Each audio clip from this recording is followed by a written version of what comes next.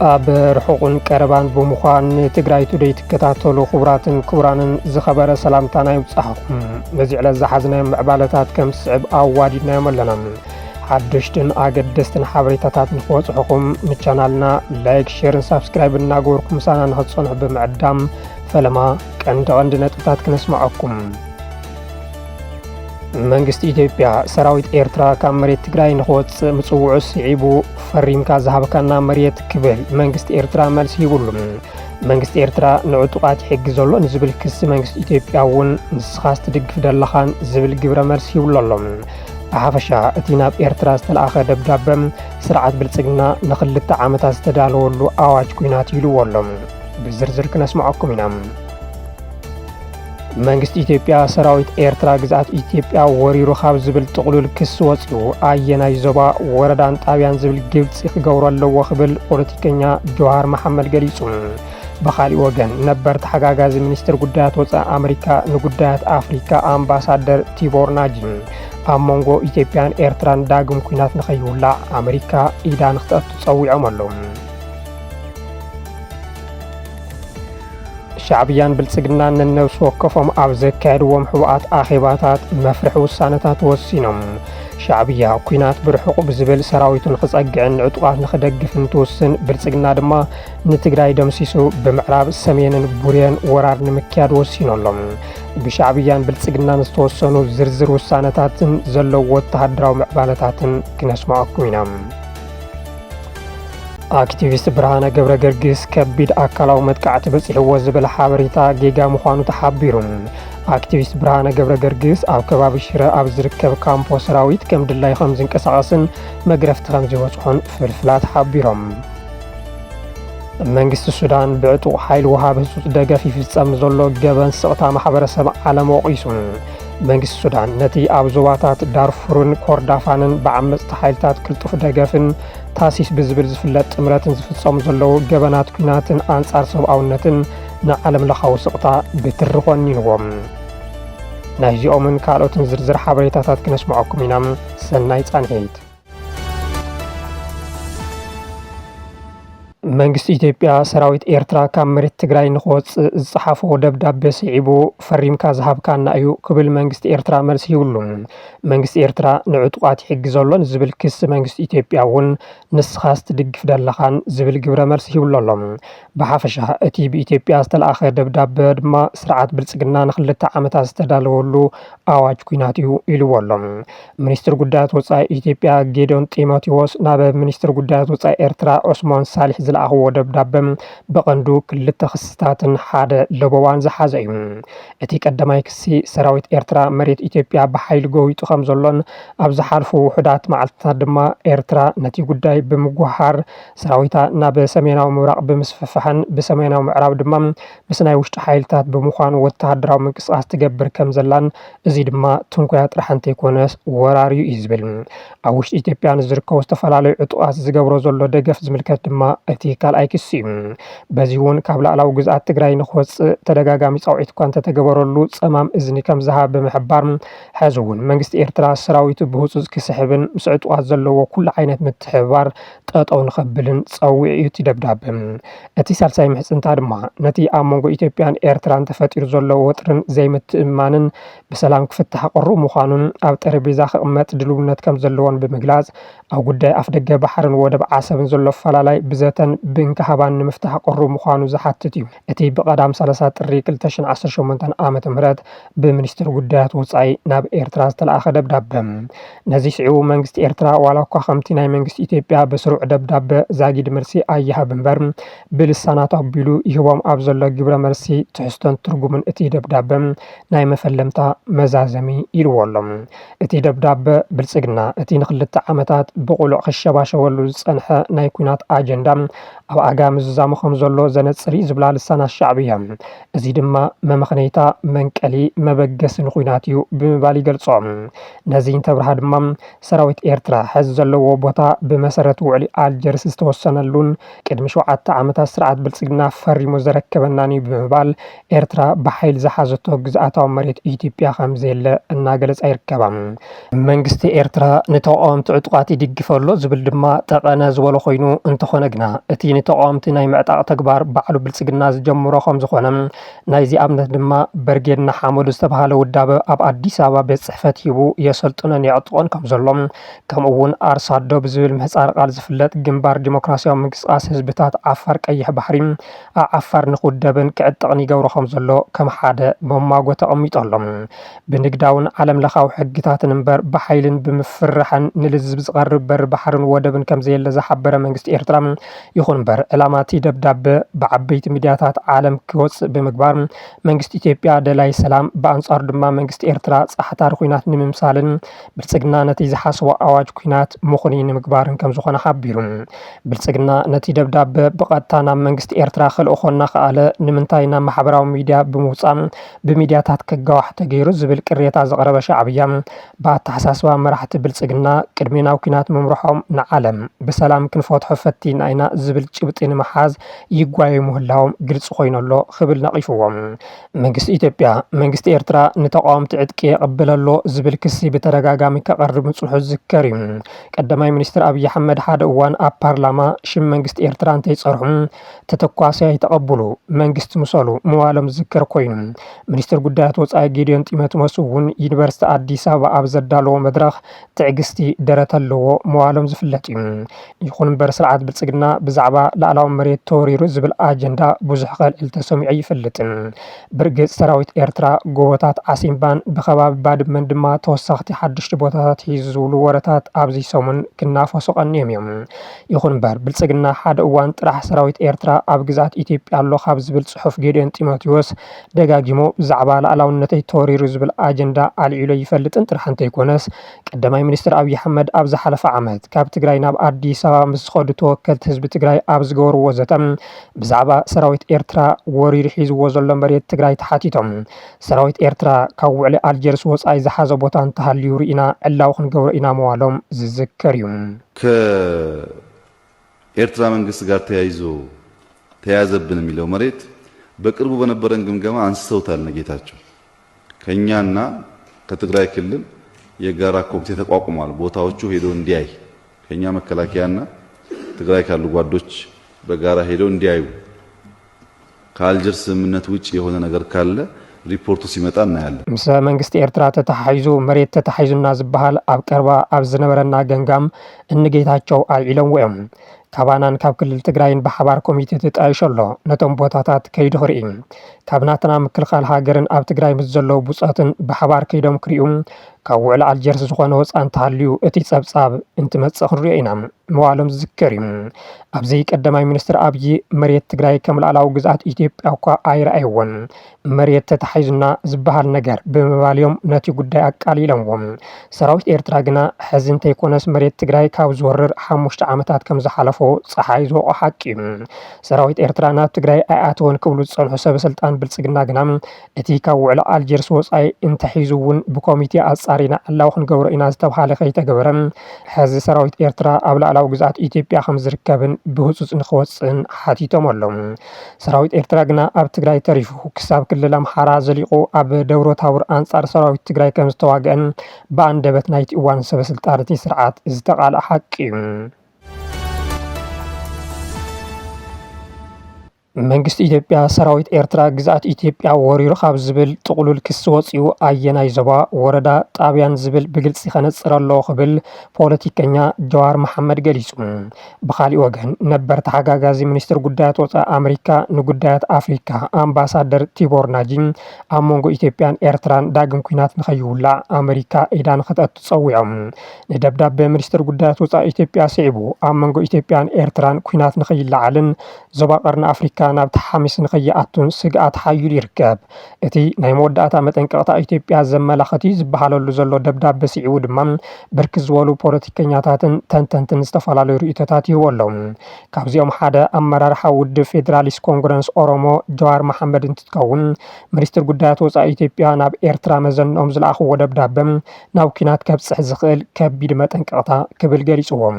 መንግስቲ ኢትዮጵያ ኣብ ልዕሊ ኤርትራ ዘቕረቦ ክሲ ብግቡእ መርትዖ ከረጋግጽ ከም ዘሎ ዝገለጸ ጆሃር ኤርትራ ንደቡብ ሰሜናዊ ምብራቅ ወሪራ ምስ ኣብ ሰሜናዊ ምዕራብ ምስ ዝርከቡ ዕጡቃት ሓበራዊ ወተሃደራዊ ስርሒታት ትገብረላ ዝብል ክሲ ሓቂ እንተኮይኑ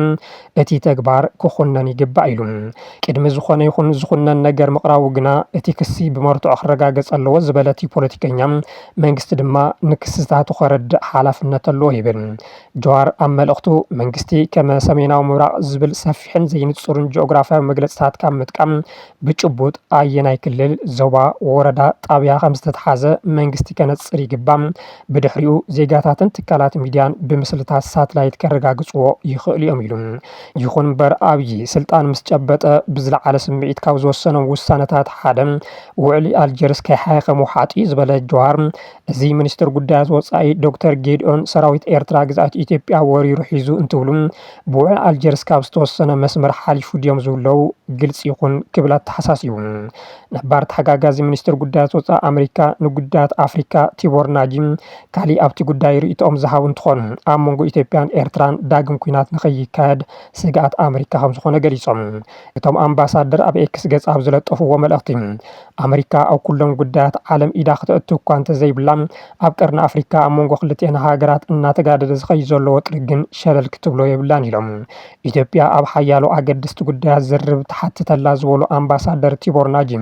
ከምዚ ዓይነት ዝርብ ኣድማዕ ንክኸውን ልዑል ደረጃ ዓለም ለኸ ደገፍ ከም ዘሎ ይሓቢሮም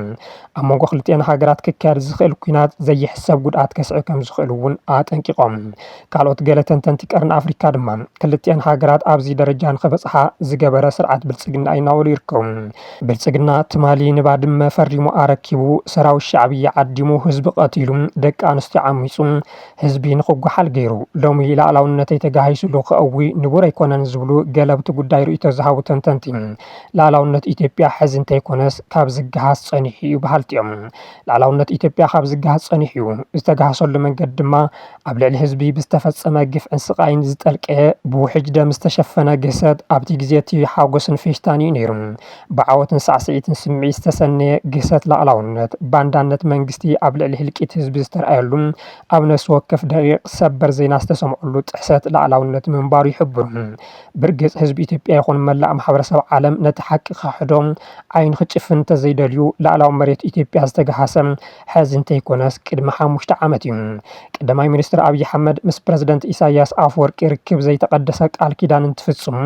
መትከል ኣልቦ ስምምዓት ኣስመራን ጅዳን እንትፍጽሙ ውዕሊ ኣልጀርስ ብዘይ ቅድሚ ኩነት ተቐቢልና ኣለና እንትብሉ ኣሽ እዩ ግዛት ኢትዮጵያ ተቆሪሱ ዝተውሃበ ኣብይ ኣሕመድ ንባዕዳዊ ሰራዊት ኤርትራ ዓዲሞም ህዝበይ ንዝበልዎ ህዝቢ ትግራይ እንተጽንቱ ሃፍቱን ንብረቱን ክጓሓል እንትፈቕዱ ክብሩን መንነቱን ንኽሓስስ ብትልሚ እንትሰርሑ ሰራዊት ኤርትራ ንህዝቢ ትግራይ ብምጽናቱ ገንዘብ እንትኸፍልዎም ድሕንነት ሻዕብያ ኣብ ኣዲስ ኣበባ ብሓፈሻ ድማ ኣብ መላእ ኢትዮጵያ ክስልሉ እንትፍቀደሎም ኣሽ እዩ ላዕላውነት ግዛት ኢትዮጵያ ዝተወረረን ዝተጋሃሰን ሻዕብያን ብልጽግናን ነነብሲ ወከፎም ኣብ ዘካየድዎም ሕቡኣት ኣኼባታት መፍርሒ ውሳነታት ወሲኖም ሻዕብያ ኩናት ብርሑቕ ብዝብል ሰራዊቱ ንኽጸግዕን ንዕጡቃት ንኽደግፍን እንትውስን ብልጽግና ድማ ንትግራይ ደምሲሱ ብምዕራብ ሰሜንን ቡርየን ወራር ንምክያድ ወሲኖሎም ኣብ ሰሜን ኢትዮጵያ ዘሎ ኩነታት እናተጋደደ ኣብ ዝኸደሉ ዘሎ እዋን ስርዓታት ብልጽግናን ሻዕብያን ሕቡኣት ኣኼባታት ብምክያድ ዝተፈላለዩ ወተሃደራውን ድሕነታውን ውሳነታት ከም ዘሕለፉ ተፈሊጦሎም ፕረዚደንት ኢሳያስ ኣፍወርቂ ምስ ላዕለዎት ፖለቲካን ወተሃደራውን ኣመራርሓ ስርዓት ሻዕብያ ኣብ ዘካየድዎን ዝሓለፈ ዓርቢ ኣብ ዝተዛዘመን ሕቡእ ኣኼባ ምስ ኢትዮጵያ ኩናት ዘይተርፍ ከም ዝኾነ ብምግምጋም ብዛዕባ ክግበሩ ዝግብኦም ጉዳያት ወሲኖም ተባሂሎሎም ካብ ኣስመራ ዝወፁ ሓበሬታታት ከም ዝሓበርዎ ፕረዚደንት ኢሳያስ ስርዓት ብልጽግና ምድላዋት ከም ዝወድአ ብምግምጋም ካብ ምዕራብ ኦሞ ሓጀር ክሳብ ምብራቅ ቡሬ ወተሃደራዊ ምድላውን ክግበር መምርሒ ካብ ምውራዶም ተወሳኺ ምስ ዝኾነ ይኹን ኣንጻር ስርዓት ብልጽግና ዝቃለስ ሓይሊ ምሕዝነት ንምፍጣር ከም ዝወሰኑ ተፈሊጡ በዚ እውን ሰራዊት ኤርትራ ብኩሉ ኣንፈት ወተሃደራዊ ምንቅስቃሳት ይገብር ከም ዘሎን ኣብ ተጠንቀቕ ከም ዝርከብን እቶም ፍልፍላት ሓቢሮም ብኻሊእ ወገን ቀዳማይ ሚኒስትር ኣብይ ኣሕመድ ላዕለዎት ፖለቲካን ወተሃደራውን ኣመራርሓ ዝርከብዎም ቤት ምክሪ ድሕንነት እናተባሃለ ዝፅዋዕ ኣካል ብሕቡእ ከም ዝኣከቡን ነቲ ዝምዕብል ዘሎ ኩነታት ዝከታተል ብብሄራዊ ግልጋሎት ድሕንነትን መረዳእታን ዝምራሕ ሓደ ኮሚቴ ከም ዘጣየሹን ተሓቢሮሎም ብመሰረት ካብ ቤተ መንግስቲ 4 ኪሎ ዝተረኸቡ ሓበሬታታት ስርዓት ብልጽግና ንትግራይ ብምድምሳስ ናብ ኤርትራ ንምሙራር ዘኽእሎ እኹሉ ምድላው ከም ዝገበረን በዚ እውን ኣንፈት ተነፂሩ ናብ ተግባር ከም ዝተኣተወን ተፈሊጦሎም ብልጽግና ምስ ትግራይ ዝግበር ኩናት ኣብ ሓፂር እዋን ንምዝዛም ዘኽእል ስትራቴጂ ከም ዝሓንፀፀ ዝገልጹ እቶም ፍልፍላት እዚ ብምሉእ ዓቕሙ ንምፍጻም ድማ ኣብ ኣምሓራ ምስ ፋኖ ዘካይዶ ዘሎ ኩናት ኣብ ውሽጢ ሰሙናት ንኽውድኦ ወሲኖሎም ነዚ ድማ ኣብዚ ሰሙን ኣብ ሰሜን ሸዋ ሓዊሱ ኣብ ወሎን ካልኦት ከባቢታትን ኢንተርኔት ከይተረፈ ኣቋሪጹ ብድሮን ሓዊሱ ብከበድቲ ኣፅዋር ዝተሓገዘ ሰፊሕ ወፍሪ መጥቃዕቲ ከፊቱ ዘሎ ዝብሉ እቶም ፍልፍላት ኣብ ክልል ኣምሓራ ዘሎ ኩነታት እንተኽኢሉ ወዲኡ እንተዘይክኢሉ ድማ ኣዳኺሙ ናብ ትግራይ ንምቕናዕ ይሸባሸበሎ ይብሉ በዚ እውን ብኩሎም ሓይልታት ማለት እውን ሰራዊት ምክልኻል ሃገር ፍሉይ ሓይሊ ኣምሓራን ዓፋርን ከምኡ እውን ንባዕሉ ዋርድያ ተከዘ ኢሉ ዝፅውዕ ዕጡቕን ኣብ ዓፋር ጸለምትን ሰቆጣን ዝርከብ ንባዕሉ ሓይሊ ሰላም ኢሉ ዝፅውዕ ዕጡቕ ሓይሊ ትግራይን ኣዋዲዱ ብኩሎም ኣንፈታት ብዙሕ ሰራዊትን ኣፅዋርን ኣጸጊዑ ከም ዝርከብ ሓበሬታታት የመልክቱ ስርዓት ብልጽግና ኣብቲ ዝሓለፈ ሰሞን ብሕብረት ኣፍሪካ ዝቐረበሉ ሕቶ ድርድር ከም ዘይተቐበሎን እዚ ናይ ውሽጢ ጉዳይና ስለ ዝኾነ በዓልና ክንፈትሖ ኢና ኢድኩም ኣክቡ ዝብል መልሲ ከም ዝሃበን ዝተገለጸ ኮይኑ መፍትሒ ኢሉ ዝሓዞ ድማ ንሓይሊ ትግራይ ንሓንሳብን ንሓዋርን ደምሲስካ ጉዳይ ቀይሕ ባሕሪ ብጉልባብ ላዕላውነት ኣብ ልዕሊ ኤርትራ ኩናት ምእዋጅን ኣብዚ እዋን ዝተበታተነ ሓድነት ኢትዮጵያውያን ናብ ሓደ ምምፃን ዝብል ከም ዝኾነ ተፈሊጦሎም በዚ እውን ስርዓት ብልጽግና ኣብ መላእ ትግራይን ደባት ኤርትራን ናይ ድሮን ዳህሳስ የካይድ ከም ዘሎ ብፍላይ ካብ ተከዘ ክሳብ ሸራሮን ሽረን ከምኡ እውን ኣብ ባድመን ግንባር ቡሬን ተደጋጋሚ ስለያ ድሮናት የካይድ ከም ዘሎ መሳኽር ዓይኒ ይሕብሩ እዚ ስትራቴጂ ኩናት ድሕሪ 15 ለካቲት ንዝካየድ ዋዕላ ሕብረት ኣፍሪካ ናብ ተግባር ከም ዝሽረፍ ዝሕብሩ ፍልፍላት ክሳብ ሽዑ ምስ ፋኖ ዝካየድ ኩናት ብምዝዛም ሰራዊት ምክልኻል ሃገር ካብ ክልል ኣምሓራ ምውፃእ ሰራዊት ትግራይ እናዳኸምካ ምጽናሕ ዝብሉ ክልተ ዓበይቲ ዕማማት ከም ዝተቐመጡ ኣፍሊጦም ኣለው ንሰራዊት ትግራይ ንምድኻም ክልተ ዓበይቲ ስልትታት ዝተቐመጡ እንትኾኑ እቲ ሓደ ኣብ ዓፋር ዝርከብን ንባዕሉ ሓይሊ ሰላም ኢሉ ዝፅውዕን ዕጡቕ ሓይሊ ትግራይ ብሸነኽ ደቡብ ትግራይ ብፍሉይ ሓይሊ ዓፋርን ከበድቲ ኣፅዋር ሰራዊት ኢትዮጵያን ሽፋን እናተውሃቦ ዝጀመረ ውግእ ንክቕፅል ዝብል እንትትከውን እቲ ካልኣይ ስልቲ ድማ ሰራዊት ትግራይ ብዝተፈላለዩ መታለልታት ምብታን ዝብል እዩ ነዚ ንምዕዋት ድማ ሰራዊት ትግራይ ኩናት ንምኽፋት ምድለዋት ወዲኡ ኣሎ እገለ ዝተባሃላ ኣርምታት በዚ ኣንፈት ተሰሊፈን ኣለዋ ነቲ ኩናት ብድሕሪት ኮይኑ ሻዕብያ እዩ ዝመርሖ ዘሎ ሰራዊት ትግራይ ብድሮን ከይተሓልቕ ተበተን ዝብል ብኻሊእ ገጽ ድማ ኣብ ኣዲስ ኣበባ መስርሕ ዲዲኣር ስለ ዝካየድ ካብ ኣሃዱኻ ፈሪስካ ናብ ኣዲስ ኣበባ ንዓም መጓዓዝያን ቀለበን ክንክእለካ ኢና ዝብል ሰፊሕ ፕሮፓጋንዳ ሰራዊት ሚድያ እናካየደ ይርከብ ተመዛበልቲ ትግራይ ዘለውሉ ኩነታት ልብኻ ዝሰብር ይኽብሉ ኣምባሳደር ፈረንሳይ ኣብ ኢትዮጵያ ኣሌክሲስ ላሜክ ገሊጾም ኣምባሳደር ፈረንሳይ ኣብ ኢትዮጵያ ኣሌክሲስ ላሜክ ኩነታት ኣብ ማዓስከራት ዝነብሩ ተመዛበልቲ ትግራይ ናብ ኣስጋኢ ብርኪ ምውፅሖ ኣፍሊጦም እቶም ኣምባሳደር ምስ ጋዜጣ ዘሪፖርተር ኣብ ዘካየድዎ ቃለ መሕትት ተመዛበልቲ ትግራይ ዘለውሉ ኩነታት ልብኻ ዝሰብር ይኽብሉ ተዛሪቦም እቶም ተመዛበልቲ 4-5 ዓመታት እዮም ኣብ ማዓስከር ጸኒሖም እዚ ድማ ክትጻወሮ ኣይከኣልን ብምባል ንማእኸላት ጊዜያዊ መዕቆቢ ተመዛበልቲ ብኣካል ከም ዝተዓዘቡ ዝገለጹ ኣምባሳደር ኣሌክሲስ ላሜክ ብዝተኻእለ ቅልጣፈ ናብ መረቦቶም ንኽምለሱ ኩሎም ኣካላት ተሓበርቲ ንክኾኑ ጸዊዖም ፈረንሳይ ኣብ ኢትዮጵያ ካብ እተካየዶም ንጥፈታት ንሰብኣዊ ጉዳያት ትግራይ ቀዳምነት ከም ዝሃበትን ውሑስን ሰናይ ፍቃድ መሰረት ዝገበረን ምምላስ ተመዛበልቲ ንኽትግበር ከም እትደልን እውን ኣረጋጊጾም ሃገሮም ከም መዳርጊት ኣካል ንሙሉእ ተፈጻምነት ውዕል ፕሪቶሪያ ከም ትሰርሕ ዝገለጹ ኣምባሳደር ላሜክ ኣብ ምቕራብ ሰብኣዊ ሓገዛት ምግታእ ተጻወታት ምርጋጽ ተሓታትነትን ካልኦት ምንቅስቓሳትን ትነጥፍ ምህላዋ ገሊጾም ኣብዚ ቀረባ እዋን ዝተፈጸመ ወተሃደራዊ ጎነፅ ብዝምልከት ምስቶም መፈረምቲ ኣካላት ርኪብ ገይሮም እንተኾይኖም ዝተሓተቱ ኣምባሳደር ላሜክ እወ ከምኡ ጌርና ኢና ክብሉ መሊሶም ብተኸታታሊ ንዘራረብ ነይርና ኢና ከም መሻርክቲ ኢትዮጵያ መጠን ኣገዳስነት ብምሉእነት ምትግባር እቲ ስምምዕ ኣመልኪትና ተዘራሪብና ኢና ከምኡ እውን ክልቲኦም ካብኦም ትፅቢት ዝግበረሉ ደረጃ ተወፋይነት ኣለዎም ኢለ ኣምን ብምባል ተዛሪቦም መንግስቲ ሱዳን ብዕጡቕ ሓይሊ ወሃብ ህጹጽ ደገፍ ይፍጸም ንዘሎ ገበን ስቕታ ማሕበረሰብ ዓለም ወቒሱ መንግስቲ ሱዳን ነቲ ኣብ ዞባታት ዳርፉርን ኮርዳፋን ብዓመፅቲ ሓይልታት ቅልጡፍ ደገፍን ታሲስ ብዝብል ዝፍለጥ ጥምረትን ዝፍጸሙ ዘለዎ ገበናት ኩናትን ኣንጻር ሰብኣውነትን ንዓለም ለኻዊ ስቕታ ብትሪ ኾኒንዎም እቶም ገበናት ብቐረብ ኣፅዋር ደጋዊ ሓይልታት ይፍጸሙ ከም ዘሎ ብምሕባር ምጥሓስ ውሳነ እገዳ ቀረብ ኣፅዋር ግዝኣት ዳርፉር ተኣማንነት ቤት ምክሪ ጸጥታ ውድብ ሕቡራት መንግስታት ኣብ ሓደጋ ዘእቲ ኢሉ ኢልዎም ፍልፍል ናይቶም ኣጽዋር ፋይናንስ ዝቡ ኣካላትን ኣብ ኢድ ገበነኛታት ንኽበጽሕ ዘቃርባን ዘመቻቸዋን ሃገራት ምፍታሕ ዘይምኽኣል ኣብ ተኣማንነት ማሕበረሰብ ዓለምን ኣግባባቱን ዓብዪ ጥርጣረ ዘስዕብ ከም ዝኾነ እውን መንግስቲ ሱዳን ትማሊ ሰንበት 30 ጥሪ 2018 ዓ.ም ኣብ ዘውፅኦ መግለፂ ዕላው ገይሩ መንግስቲ ሱዳን ትእዛዝ ኣይቕበልን መሻርክቲ ናይቶም ገበን ዝፈጸሙ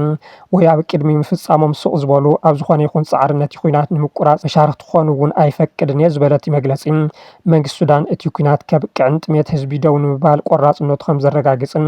ካብ ደገ ዝመጹ መፍትሕታት ብመጽባዕን ዘይኮነስ ነቶም ገበናት ዝፍጽሙ ፍልፍላትን ኣግባባትን ብምፍራስ ንውሳነታት ቤት ምኽሪ ጸጥታን ኣህጉራዊ ሰብኣዊ ሕግን ዝጥሕሱ ገበነኛታት ብሕጊ ብምሕታትን ክኸውን ይግባእ ኢሉ መንግስቲ ሱዳን ነተን ጸጥታን ሓድነትን ሱዳን ድሕነት ህዝባ ከምኡ እውን ሓድነት ትካላታ ዝድግፋ መሓዙታን ፈተውቲ ሃገራትን ንኣድኡ ዘቕረበ ኮይኑ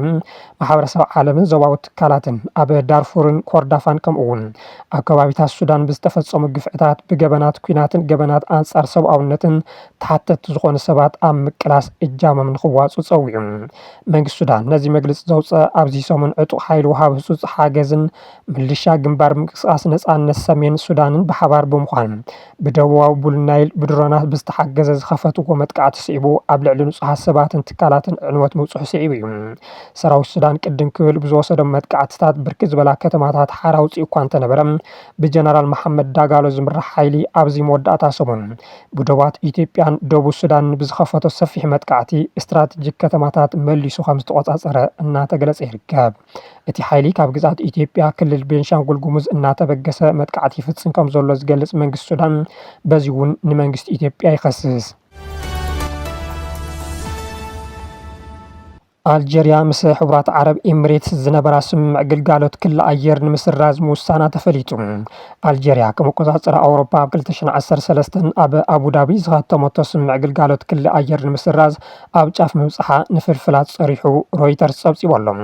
ማዕኸናት ዜናት ሃገር ኣብዚ ቀረባ ዋርሕ ዞባዊ ቅልውላው ትፈጥረላ ብምባል ንሕቡራት ዓረብ ኤሚሬትስ ክኸሳ ምቕናያን ዘመላኽተ ጸብጻብ ሮይተርስ ይኹን እምበር ናይቲ ስጉምቲ ምኽንያት ኣይጠቐሰን ኢሉ አልጄሪያ ነቲ ብ13 ጉንበት 2013 ኣብ አቡዳቢ ዝተኸተመን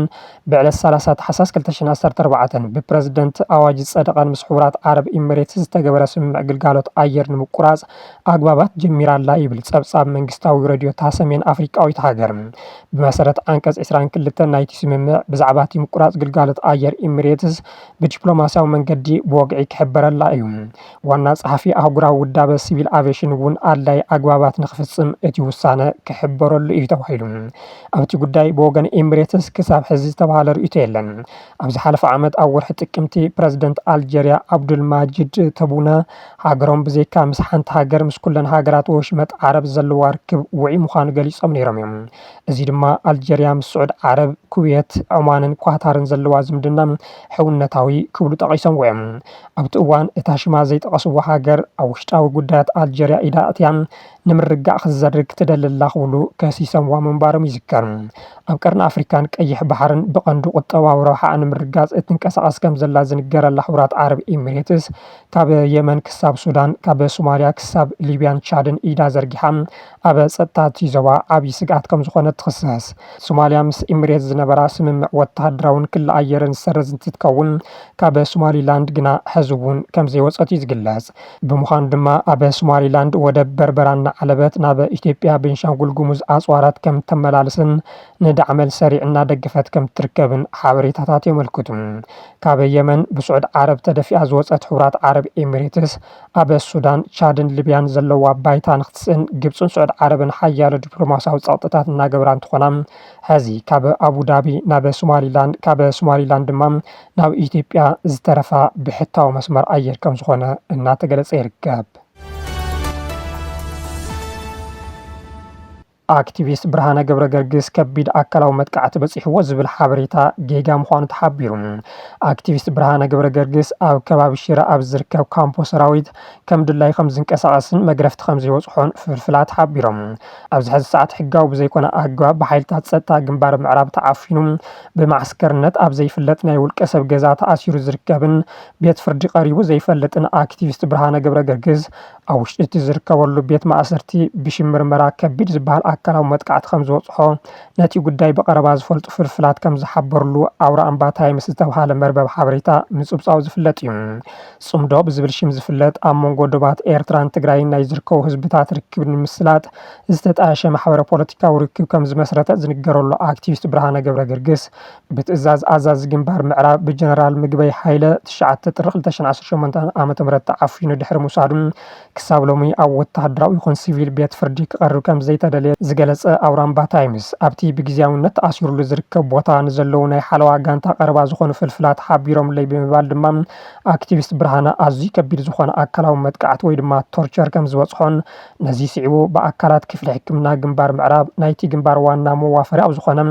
ዓዲ ኮኸብ ሕክምንኡ ይከታተል ከም ዘሎ ጸብጺቡ እዩ።